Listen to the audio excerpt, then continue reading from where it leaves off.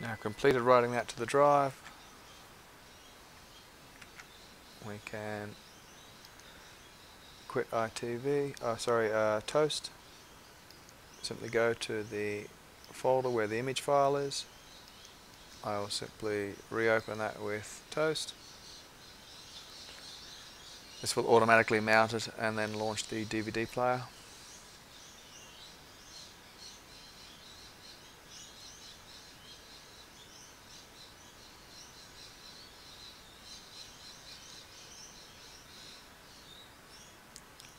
As you can see, it's just playing. If I go back to the menu, this is my main menu here.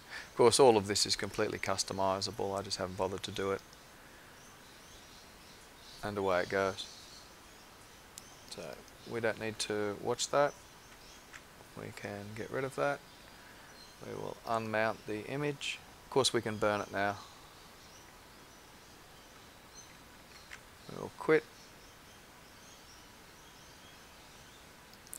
Now I'll just quickly show you how we go about doing this with a high definition file. Again, we export this. You'll notice that it is a 1280 by 720 at 50 frames per second with Dolby Digital. We will save this.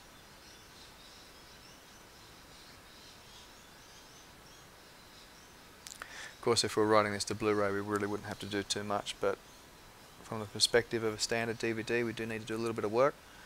So the first thing I'm going to do is, because it is a Dolby audio stream, it thinks, as far as this file extension is concerned, it is an MPEG, so we need to change that. That's really more for Toast. Now we can simply go to an encoding program. I use Main Concept. I basically have a preset already defined for doing this work. I will open the video file that I need to convert.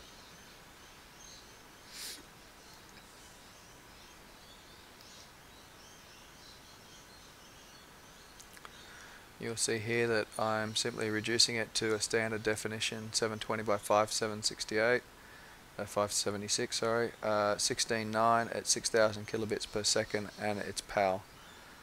So I will simply transcode this. I have preview disabled, speed things up.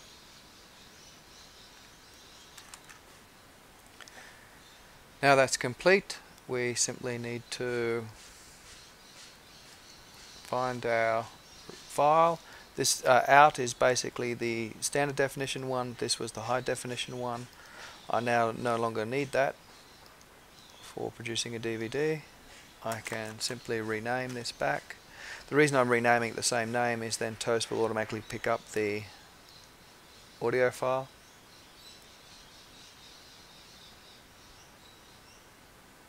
We launch Toast, go to the video mode, grab the video file,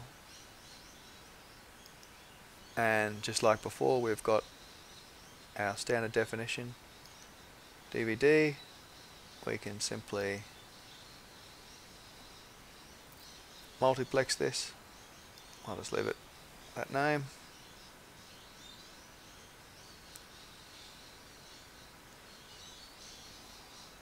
It's written it.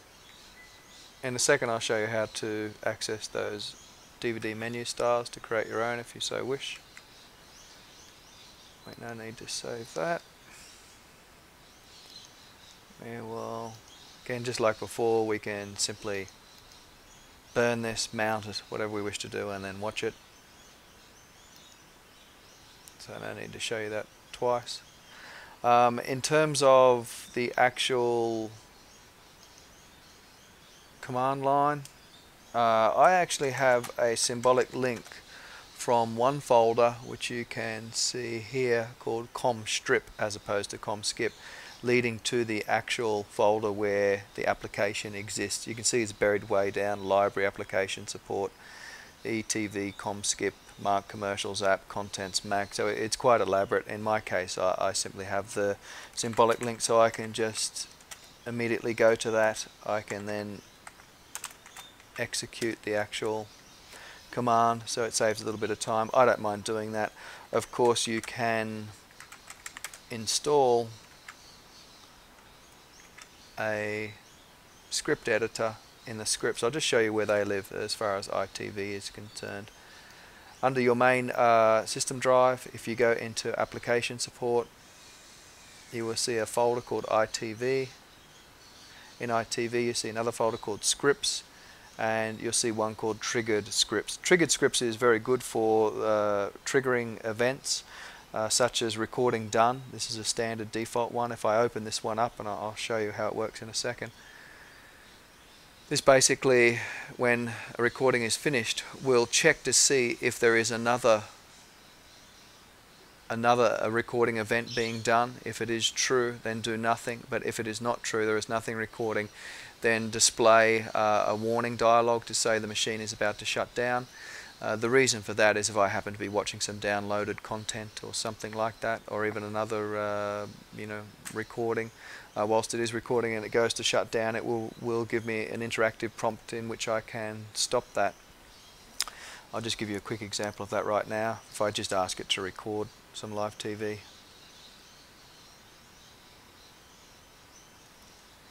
It's begun recording some politicians. I'll stop that.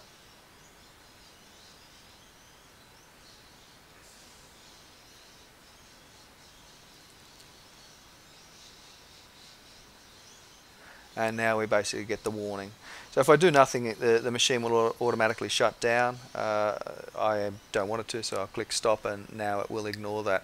The reason I have that is so that if there are back-to-back recordings, or like I said, I'm watching something, it won't shut down. Otherwise, it's fully automated. It will start up itself based upon the schedules.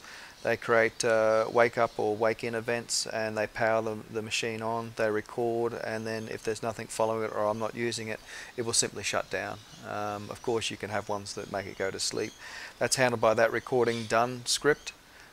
So we will now quit EyeTV. It's handled by this script here, and I will show you where you can now. Let's get rid of those. You can now access the DVD menus. So if we go back to Toast, we go to the application folder where Toast lives. We show package contents for Toast. We go down to resources. We go to the end of resources, and then work our way back up a little bit. You will come across a folder called Toast DVD Menu Styles. In here are a bunch of Photoshop files. You can simply edit these files. I've basically modified like a TiVo one and created my own EyeTV one with new logo and modified the menus just a little bit, but in essence that's how you do it, so that inside Toast it shows up. Of course, I've concentrated on going to DVDs for family and friends that may not have computers, but no doubt will have a DVD player, may not have Blu-ray players, but will of course have a DVD player, so that regardless of what content's been recorded, for family and friends you can give them copies of it. Alternatively, you could of course just export after you've marked the commercials and compacted it to an XVID or an MPEG-4 file format for Apple TVs or uploading or whatever you might wish to do with that.